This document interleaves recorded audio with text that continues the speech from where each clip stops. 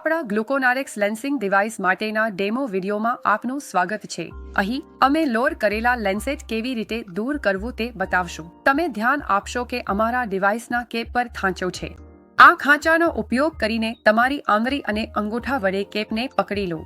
તમારા બીજા હાથથી કેપ પર દર્શાવેલા દિશામાં ડિવાઇસના બેઝને ફેરવો।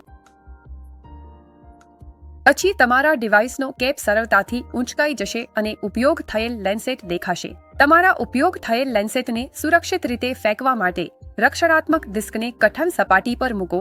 તમારો હાથ દૂર કરો અને ખુલ્લી સોયને ડિસ્કમાં દબાવો।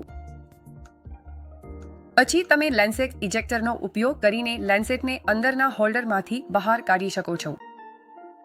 ખાતરી કરો કે તમારા ઉપયોગ થયેલ લેન્સેટને સલામત શાત્સ બિનમાં ફેંકો।